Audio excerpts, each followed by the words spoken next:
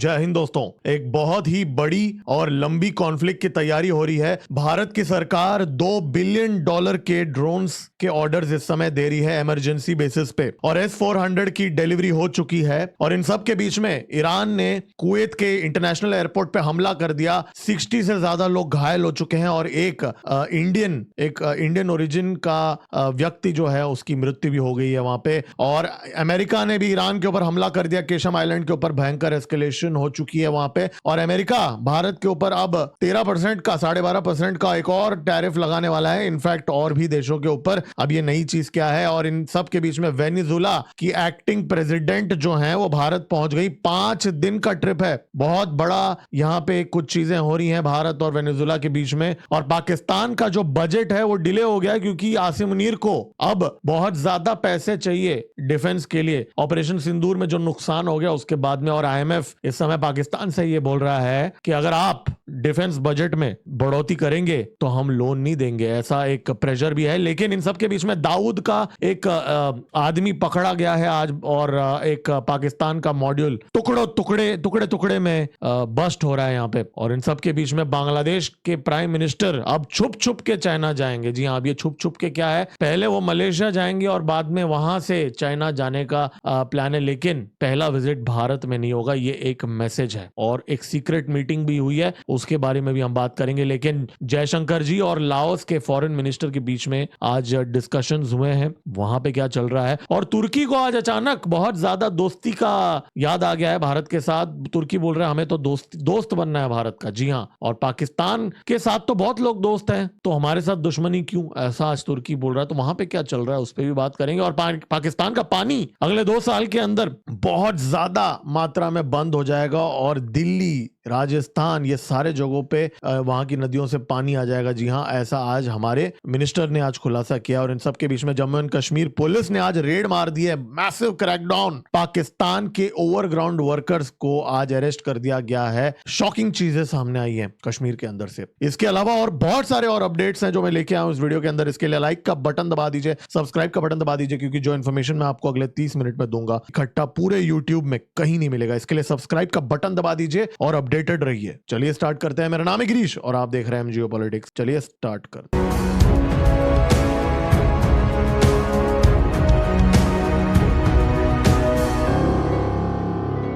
देखिए, drone federation of India Bharat में 500 से ज्यादा ड्रोन मैन्युफैक्चरर्स और सप्लायर्स को गवर्न करती है। और उनका खुलासा यह है कि $2 बिलियन का ऑर्डर मिल रहा है इस समय भारत के अंदर इन ड्रोन मैन्युफैक्चरर्स के लिए। जी हां, और ये पूरा डिफेंस रिलेटेड होगा, ये एक मिलिट्री एक्विजिशन होगा, और ये इमरजेंसी ऑर्डर्स होंगे। ये कोई 5 ईयर प्लान नहीं है, 10 ईयर प्लान नहीं है, ये इमरजेंसी बेसिस पे ऑर्डर दिया जा रहा है। अगले 6 महीने से डिलीवरी स्टार्ट हो जाएंगी, और अगले 6 महीने से लेके 1 साल से लेके 2 साल के बीच में यहां पे डिलीवरी कॉन्ट्रैक्ट्स है। मैं आपको याद दिला दूं, इस साल ऑलरेडी $300 मिलियन से ज्यादा का ऑर्डर ऑलरेडी भारत की सरकार ने दिया हुआ है आर्म्ड ड्रोन्स और बहुत सारे इक्विपमेंट का। वो भी इमरजेंसी बेसिस पे था, उनकी भी डिलीवरीज इसी साल एक्सपेक्टेड है। तो ऐसी कौन सी तैयारी यहां पे चल रही है भारत का यहां पे? क्योंकि देखिए, इस समय सिक्योरिटी सिचुएशन ऐसी है कि पाकिस्तान हमले कंटिन्यूअसली कराने की कोशिश कर रहा है। इस चैनल में हमने पिछले 2-3 दिन में डिस्कस किया था, टेरर मॉड्यूल्स ऑलमोस्ट हर हफ्ते बस्ट हो रहे हैं, और बांग्लादेश का फ्रंट तैयार किया जा रहा है भारत के लिए। और अब तो भारत के नॉर्थ से भी कुछ चीजें हो रही हैं। लेकिन इन सब के बीच में अचानक इतनी ज्यादा मात्रा में, देखिए, ये जो $2 बिलियन का जो वैल्यू है, ये अगेन एक रॉयटर्स की रिपोर्ट का दावा है जिसने ड्रोन फेडरेशन ऑफ इंडिया के प्रेसिडेंट को कोट किया है। ठीक है, अब कल इसके ऊपर वापस सरकार का कोई क्लैरिफिकेशन आ जाएगा तो वो भी हम ट्रैक करेंगे, वो भी हम आपको बता देंगे इस चैनल के अंदर। तो वैसी कोई बात नहीं है। लेकिन ये ड्रोन्स जो हैं सर्वेलेंस और ऑफेंसिव ऑपरेशंस के लिए, देखिए, इस समय ईरान की जो वॉर हो रही है उसके अंदर एक चीज बहुत ही स्पष्ट हो गया है कि ड्रोन्स जो हैं वो एक लो कॉस्ट ऑप्शन ही नहीं बल्कि बहुत बार मिसाइल से ज्यादा इफेक्टिव है। जी हाँ, क्यों? क्योंकि ड्रोन से आप सैचुरेशन कर सकते हो। आप एक साथ हजारों ड्रोन्स अगर आप दाग दोगे तो आपके एनिमी के, आपके दुश्मन के एयर डिफेंस सिस्टम को आप सैचुरेट कर सकते हो। ये एडवांटेज ड्रोन्स के पास, तो वो चीज अब पूरे विश्व को समझ गया है रशिया यूक्रेन कॉन्फ्लिक्ट के अंदर। अब आप सोचिए एंटी ड्रोन सिस्टम ना होने की वजह से कितनी बेइज्जती होगी। अमेरिका की 20 एयरबेसेस को ध्वस्त करा दिया ईरान के ड्रोन्स के द्वारा, सस्ते ड्रोन्स के द्वारा, और यूक्रेन से भीख मांगना पड़ रहा है अमेरिका और गल्फ के देशों को एंटी ड्रोन सिस्टम्स के लिए। तो उन हालातों के अंदर भारत को ऑफेंसिव कैपेबिलिटीज के लिए हमें ड्रोन्स चाहिए। हमारी एयर डिफेंस सिस्टम बहुत अच्छा है, हमारे L-70 गन्स जो हमारे पास हैं बहुत ही स्ट्रांग है, वो ड्रोन्स को इंटरसेप्ट करने के लिए बहुत ही लो कॉस्ट है। 5-10 हजार रुपए का एक गोला, एक एम्यूनिशन होता है 50,000 के ड्रोन को मारने के लिए। हमारे पास बहुत ही अच्छी व्यवस्था है ड्रोन्स को शूट डाउन करने के लिए, थैंक्स टू आवर DRDO। जो व्यवस्था हमारा है उतना तो यूएस के पास भी नहीं है और ना ही यूक्रेन के पास है इतनी इफेक्टिव चीज। लेकिन जब हम चाइना के साथ लड़ेंगे, जब हम मल्टी फ्रंट ऑपरेशंस करेंगे, जहां पे 2 या 3 फ्रंट्स पे जब हम लड़ेंगे, उस टाइम पे ये जो L-70 जैसे एयर डिफेंस गन्स है उनके अलावा हमें और भी चीजों की जरूरत पड़ेगी। तो यहाँ पे काउंटर UAV भी है इसके अंदर इन्वॉल्व, ओनली ऑफेंसिव नहीं है, लेकिन यहाँ पे सभी प्रकारों के ड्रोन्स एक्वायर किए जा रहे हैं। देखिए पिछले 4 साल के अंदर भारत के अंदर आपको मैं बता दूं 600 कंपनीज हैं जो ड्रोन्स और उनके कंपोनेंट्स बनाते हैं, और इनमें से 100 सिर्फ डिफेंस के ऊपर फोकस करते हैं, और बाकी के जो है वो डिफेंस पे फोकस ना भी करें तो वो कंपोनेंट्स ऐसे बनाते हैं जो मल्टी यूज होता है, ड्यूअल यूज होता है। तो यहाँ पे एक बहुत बड़ा प्लान बनाया जा रहा है और बहुत बड़ी तैयारी यहाँ पे चल रही है। और ये मैं ऐसे ही नहीं कह रहा हूं, ऑपरेशन सिंदूर को हमने ऐसे ही नहीं रोका है, क्योंकि कुछ कमियां और कुछ चीजें, गैप्स हमें दिखी उस ऑपरेशन के अंदर, उस चीज को भरी जा रही है, और इन सब के बीच में S-400 की डिलीवरीज कंप्लीट हो चुकी है। जी हां, आ चुका है भारत के जमीन के अंदर और इसको डिप्लॉय किया जा रहा है पाकिस्तान के बॉर्डर पे अर्जेंट बेसिस पे। तो ये भी चीज यहां पे चल रही है। देखिए आज कुवैत इंटरनेशनल एयरपोर्ट पे हमला हो गया टर्मिनल 1 पे। ये टर्मिनल 1 अब 1 दिन पहले खुला था। ये वही टर्मिनल 1 है जिसके ऊपर ईरान ने 1 महीने पहले अटैक किया था, उसको हमने इस चैनल में डिस्कस किया था और वो वीडियो भी मैंने शेयर किया था। वही टर्मिनल में ईरान ने वापस हिट किया। जी हां, 1 दिन पहले उसका इनॉग्रेशन हुआ और वापस वहां हिट कर दिया, और 60 से ज्यादा लोग, 60 से ज्यादा लोग घायल हो गए, और एक व्यक्ति की मृत्यु भी होगी, और वो भारत के ओरिजिन का था। जी हां, भारत का था एक व्यक्ति। और आप वीडियो देख सकते हैं यहाँ पे जो इस समय आ रही है, यहाँ से आप डैमेज देखिए किस लेवल का डैमेज हुआ है। पूरा चूर चूर हो गया, पूरा दीवार टूट गया है यहाँ पे। ये तो हालत है इनके एयरपोर्ट का। هذا الحريق هذه مسيرة طاحت هني।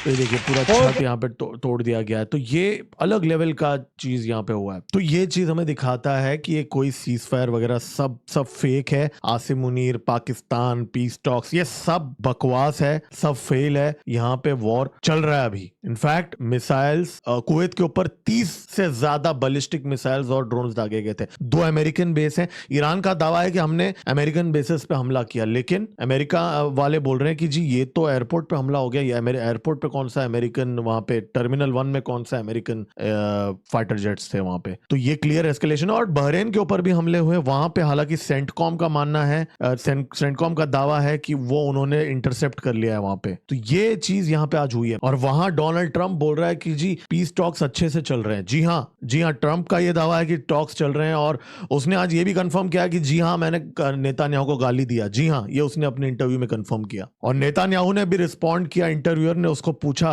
कि ये क्या गालियां दिए हैं क्या ट्रंप ने आपको। तो नेतान्याहू ने कहा कि जो सबसे बेस्ट फैमिली होता है वहां पे भी झगड़े हो जाते हैं। झगड़े तो सब जगह पे होते हैं, लेकिन हम हमेशा उसका हल निकाल लेते हैं। At the end of the day हम सुबह लड़ते हैं, लेकिन शाम को हम साथ में हो जाते हैं। और इन सब के बीच में भारत के अंदर जो यूएस के एम्बेसडर है सर्गियो गोर, जिसको एलॉन मस्क ने सांप कहा था, उन्होंने आज कहा कि भारत और अमेरिका के बीच में जो ट्रेड डील है वो 99% हो गया है। जी हाँ, सिर्फ 1% बाकी है। इतना ऑप्टिमिस्टिक बात उन्होंने कही है। अब देखते हैं कितना 1% बचा है, कितना 50% बचा है, क्योंकि लाहौरी चूर्ण के साथ साथ आजकल वॉशिंगटन का चूर्ण भी बहुत ज्यादा हो रहा है। वैसे एक बात बता दूं, ये जो कुवैत के एयरपोर्ट वाले अटैक में भारत ने भी एक स्टेटमेंट रिलीज किया है। मिनिस्ट्री ऑफ एक्सटर्नल अफेयर्स ने कड़ी निंदा जताई है हमने। और अमेरिका हर हफ्ते कुछ ना कुछ करते रहता है भारत के खिलाफ। अब ये नई चीज ये है कि 12.5% एडिशनल टैरिफ लगाया जा रहा है, ऐसा बात हो रहा है। हालांकि जुलाई में ये में इसके बारे में डिसीजन लिया जाएगा, लेकिन ये प्रस्ताव रखा गया है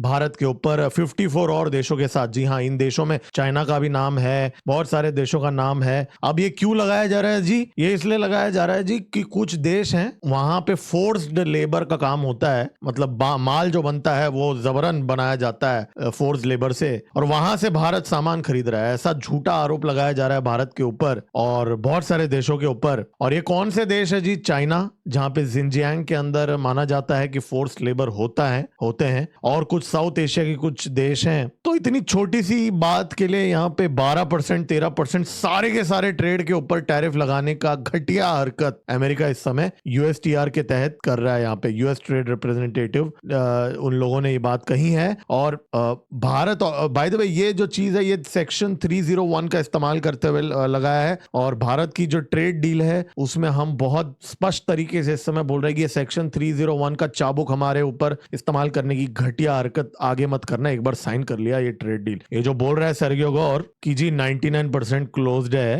ये कितना 99% है वो देखेंगे हम लोग, लेकिन वो 301 सेक्शन का हमारे सर के ऊपर यहाँ पे नहीं चाहिए। और भारत में वेनेजुएला के एक्टिंग प्रेसिडेंट डेल्सी रॉड्रिग्स आ चुकी हैं। 5 दिन का ट्रिप है, मतलब यहाँ पे बहुत ज्यादा प्लान्स है, यहाँ पे 1-2 दिन का नहीं है। अब वेनेजुएला एक अमेरिका की कॉलोनी बन चुकी है मदुरो के जाने के बाद। डेल्सी रॉड्रिग्स जो है, भारत से उनका एक नाता है, मदुरो और ये आंध्र प्रदेश में सत्य साई बाबा जी के आश्रम में उनका एक लिंक है, तो वो एक कनेक्शन है यहाँ पे। हालांकि कनेक्शन का कोई मतलब नहीं है, क्योंकि अब तो वो अमेरिका ही, जब वो बात करेंगे तो अमेरिका बात कर रहा है, ये समझ लीजिए। पूरी तरीके से ट्रंप ने कंट्रोल कर लिया। अब भारत, हम अभी पिछले महीने वेनेजुएला के सेकंड लार्जेस्ट बायर हैं हम। जी हाँ, भारत सेकंड लार्जेस्ट बायर है वेनेजुएला के तेल का। तो अमेरिका के लिए ये बहुत ही महत्वपूर्ण विजिट है। जी हाँ, मैं अमेरिका बोल रहा हूँ क्योंकि जैसे मैंने कहा आपसे। और ये जो वेनेजुएला का तेल है, इसको रिफाइन करने की कैपेबिलिटी जामनगर के अंदर है, रिलायंस में है। और मैं आपको याद दिला दूं, ट्रंप की जो बेटी है वो भी जामनगर गई है,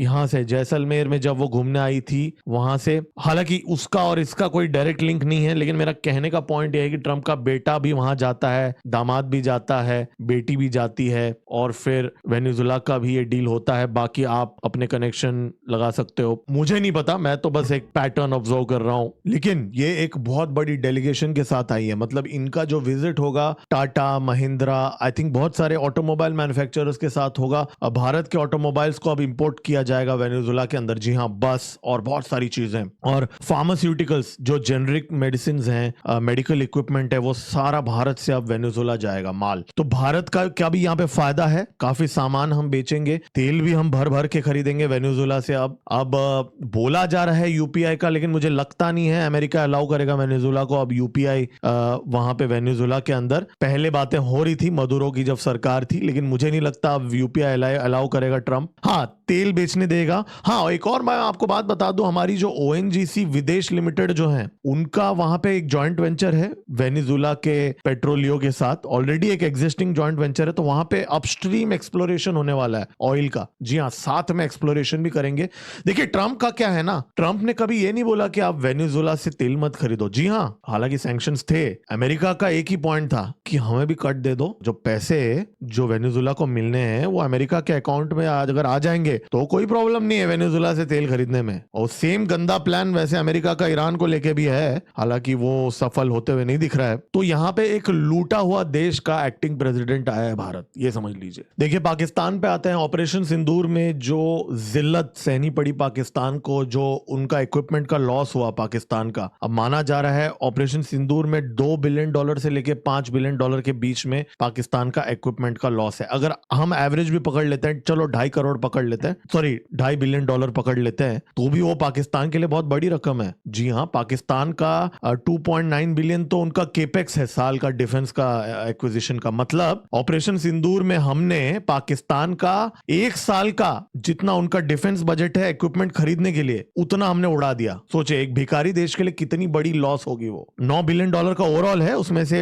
$2.9 बिलियन बिलियन डॉलर का खरीदते हैं वो, बाकी सब पेंशन और उन सब में जाता है, आप समझ रहे हो ना, आर्मी के वहां जाता है। तो अब क्या हुआ, यहाँ पे जीएचक्यू और शहबाज शरीफ के बीच में झगड़ा हो गया। शहबाज शरीफ के ऊपर प्रेशर है आईएमएफ के तरफ से। आईएमएफ ने शर्तें रखी हैं कि एक तरफ आप हमसे भीख मांगते हो, राइट, लोन मांगते हो, और दूसरे तरफ आपका आर्मी 25% बढ़ोतरी मांग रहा है डिफेंस बजट में इस साल। सोचिए 25%, कहां से देंगे, पैसा नहीं है इनके पास, भिखारी हैं ये लोग। तो आसिम मुनीर वहां से प्रेशर डाल रहा है शहबाज शरीफ के ऊपर। शहबाज शरीफ को समझ में नहीं आ रहा है कि वो आईएमएफ से कैसे डील करेगा। हाँ, वो अलग बात है, आसिम मुनीर वहां ट्रंप एडमिनिस्ट्रेशन में पैर पकड़ ले लेगा या कुछ और भी चीजें कर लेगा वहां पे, और वहां से थोड़ा रिक्वेस्ट करेगा आईएमएफ को, थोड़ा बोलो ना यार देने के लिए, वो एक अलग चीज है। लेकिन प्रेशर तो है ना पाकिस्तान के ऊपर। इंटरनेशनल फाइनेंशियल इंस्टीट्यूशंस देते हैं डीप स्टेट के द्वारा पैसे, लेकिन ऐसा नहीं है कि कोई ब्लैंक चेकबुक दिया जाता है। इनको बहुत सारी चीजें होती है, अकाउंटेबिलिटी के लिए चीजें होती है। और अभी आईएमएफ ने यह भी बोला है कि इनको जो टैक्स कलेक्शन का टारगेट दिया गया है वो मीट नहीं किया है। जी हाँ, इनकी जो नेशनल इकोनॉमिक काउंसिल की एक मीटिंग है वो पोस्टपोन हो चुकी है। इनके स्कीम्स जो है बंद करने के लिए बोला गया है आईएमएफ ने। अब वो उनका बेनजीर इनकम सपोर्ट प्रोग्राम और ऐसे सारी पावर सब्सिडीज बहुत देता है पाकिस्तान। जी हाँ, अभी पावर का बिल इतना ज्यादा है, उसको कम करने के लिए पावर सब्सिडीज दे रहा है, राइट। तो ये सारी चीजें इस समय पाकिस्तान के अंदर चल रही हैं, और आसिम मुनीर और शहबाज शरीफ के बीच में एक खींचातानी चल रही है बजट को लेके।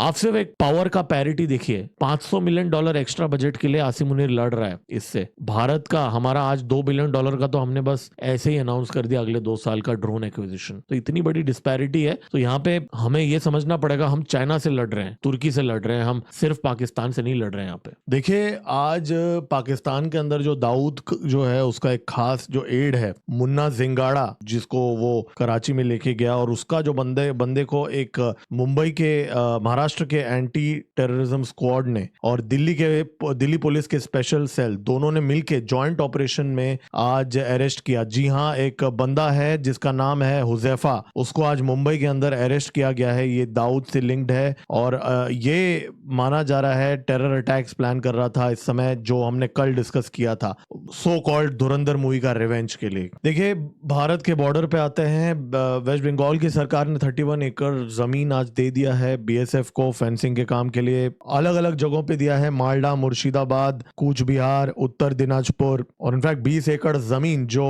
नगरा काटा जलपाईगुड़ी डिस्ट्रिक्ट में है वो फॉरेस्ट डिपार्टमेंट को भी दिया जा रहा है बीएसएफ को ट्रांसफर करने के लिए। और इन सब के बीच में बांग्लादेश का प्राइम मिनिस्टर अब चाइना जा रहा है। जी हाँ, हमने इस चैनल में पहले भी आपको रिपोर्ट किया था, लेकिन अब प्लान में एक ट्विस्ट है, और ट्विस्ट ये है कि पहले वो मलेशिया जाएगा और फिर वहां से माना जा रहा है वो चाइना जाएगा। अब ये कहीं ना कहीं बैलेंस करने की कोशिश कर रहे हैं, लेकिन कहीं ना कहीं आपको समझ में आ रहा है कि टिल्ट किस तरफ है। ठीक है, तो यहाँ पे एकदम क्लियर है। और मैं आपको याद दिला दूं, इस चैनल में हमने डिस्कस किया था, एक सीक्रेट मीटिंग हुई थी 26 मई के रात को यूनुस, तारिक रहमान और अमेरिकन एम्बेसडर के बीच में।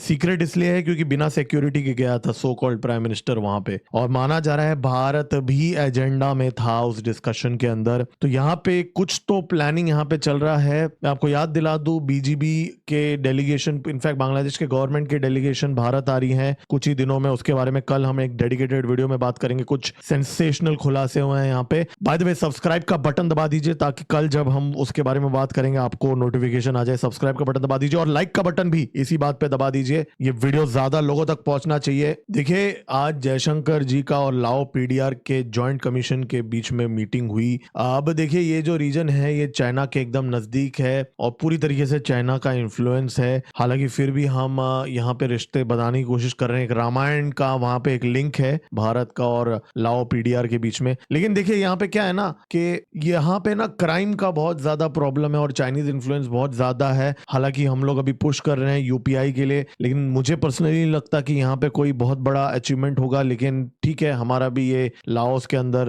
एक इन्फ्लुएंस है। पूरी तरीके से चाइना इसको कंट्रोल करता है। गोल्डन ट्रायंगल जो है हम बोलते हैं। आज तुर्की के फॉरेन मिनिस्टर एक इंटरव्यू दे रहे थे वो मंच के ऊपर, और उन्होंने कहा कि जी भारत के साथ हमारा जो रिलेशन है, कोई ऐसा प्रॉब्लम है सच नहीं है हमें भारत से। तो हमें कोई भारत से डायरेक्ट कोई ना कोई बाउंड्री इशू है ना कोई बायलैटरल इशू है, तो भारत को हमारे साथ अच्छे रिश्ते रखने चाहिए। जी हाँ, और उसने ये कहा कि अगर बात पाकिस्तान को सपोर्ट करने का है तो उसने ये कहा कि जी पाकिस्तान को सपोर्ट और उसके उनके जो रिलेशंस हैं वो तो बहुत सारे और देशों के साथ भी है, चाइना के साथ भी है, अमेरिका भी है, यूरोपियन देशों के साथ भी है, उनका कहने का मतलब था। तो इन सारे देशों के साथ भी फिर भारत को अपने रिश्ते खराब कर लेने चाहिए अगर पाकिस्तान का एंगल यहाँ पे है तो ऐसा तुर्की के फॉरेन मिनिस्टर हकान फिदान ने आर्ग्यूमेंट करने की कोशिश की। राफल्स लेक्चर हो रहा था, एक स्टेज पे बैठ के उसने ये बात कही, तो उसने ये कहा कि हमको कोई प्रॉब्लम नहीं है भारत के साथ बायलैटरल रिलेशन के लिए और पाकिस्तान के वजह से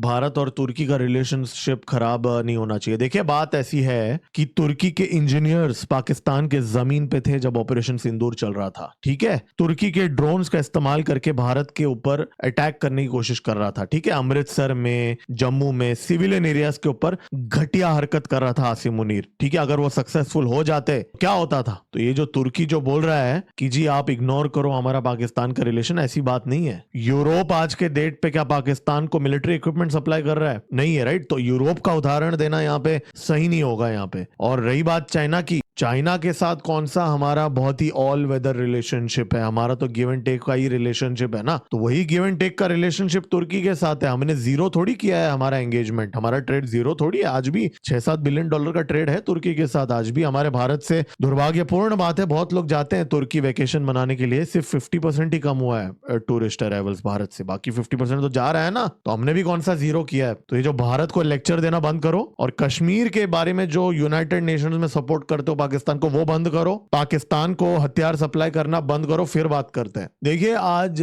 जो वाटर मिनिस्टर हैं CR पाटिल जी, उन्होंने आज एक इंटरेक्शन में कहा कि जो पाकिस्तान को, उनको एक क्वेश्चन पूछा गया था कि कब पाकिस्तान का पानी कंप्लीटली बंद किया जाएगा, तो उन्होंने कहा पाकिस्तान का पानी तो ऑलरेडी हमने काफी जगहों पे बंद किया है, लेकिन हमारे पास स्टोर करने के लिए वो एरिया नहीं है। अब हरियाणा, पंजाब, राजस्थान और दिल्ली में तक पानी आएगा पाकिस्तान को, जो पानी जा रहा है वो डाइवर्ट करके। जी हाँ, दिल्ली की बात की उन्होंने, ये भी कहा कि दिल्ली का यमुना नदी जो है बहुत गंदा इसलिए है क्योंकि वहां पानी नहीं आता ज्यादा फ्लो में। तो अब दिल्ली में यमुना नदी में पानी बढ़ाया जाएगा, फ्लो बढ़ाया जाएगा ताकि पानी भी साफ हो जाए और ये पाकिस्तान का जो पानी है, चेनाब का जो पानी है, वो यहाँ पे डाइवर्ट किया जाएगा। तो पाकिस्तानियों की बैंड बजने वाली है अब। देखिए जम्मू एंड कश्मीर पुलिस ने आज एक बहुत बड़ा क्रैकडाउन लॉन्च किया पाकिस्तान लिंक टेरर ग्रुप्स को। 6 कश्मीर के अलग अलग डिस्ट्रिक्ट्स में ये कोऑर्डिनेटेड अटेम्प्ट्स हुए और इसके अंदर ओवरग्राउंड वर्कर्स को टारगेट किया गया। मतलब अच्छे अच्छे जो बड़े बड़े घरों में जो रहने वाले लोग थे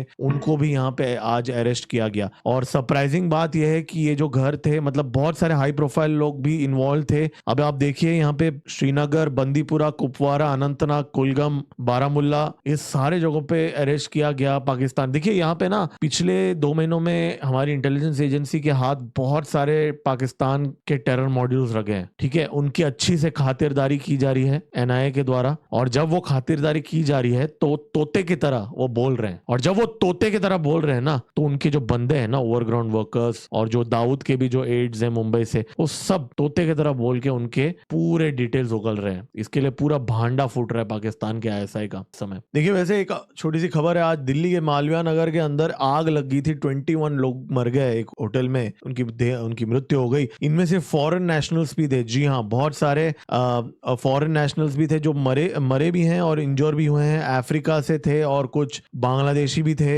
और कुछ और देश वाले भी थे, तो उनको भी अभी इस समय फॉरेन मिनिस्ट्री इस समय कोऑर्डिनेट कर रही है उनके साथ। चलो जी, बहुत हो गई सीरियस बातें, अब समय है कॉमेडी टाइम का, और कॉमेडी माने पाकिस्तान। तो भाई आज कौन सा क्लिप है? तो आज ये वाला क्लिप है जी, ये जो आप ये बताइएगा कि हमने इंडिया का जो है हमने कहा कि 8-0 हमने फाइट किया। अब इसके अंदर 34 आपने जगह बताई है, जगह ऐसी हैं कि जहां पाकिस्तान ने हमला किया और 16 जो है एयर बेसेस हिट हुए। इंडिया नहीं मानता, वो कहते हैं जी कि इमेज दिखाओ तो हम मानेंगे। ये क्या इशू है? पाकिस्तान उन्हें शर्मिंदा नहीं करना चाह रहा, हम कभी इस पॉलिसी में ज्यादा एग्रेसिव नहीं हुए, क्या आपको वजह नजर आती? इसका जवाब मैंने उसमें दिया जी, उस वीडियो में दिया है, और मैंने यही कहा है कि जब मैंने PF से रिक्वेस्ट की कि आप इमेज या फुटेज रिलीज नहीं कर रहे, अगर मैं देख सकता हूं और अब ये क्लासिफाइड अगर नहीं है तो ओपन कर देना चाहिए। तो पाक फिजा ने मुझे यही कहा था कि ये as per the policy policy हम इसको नहीं कर रहे। और पाक फिजाइया वैसे भी बड़ी ग्रेसफुल मूव करना चाहती है। आप जरा विजुलाइज करें कि उस रात का भी मैं जिक्र करना चाहूंगा कि जब ग्रेसफुल किसको मैं कह रहा हूं, उस रात को जब मुझे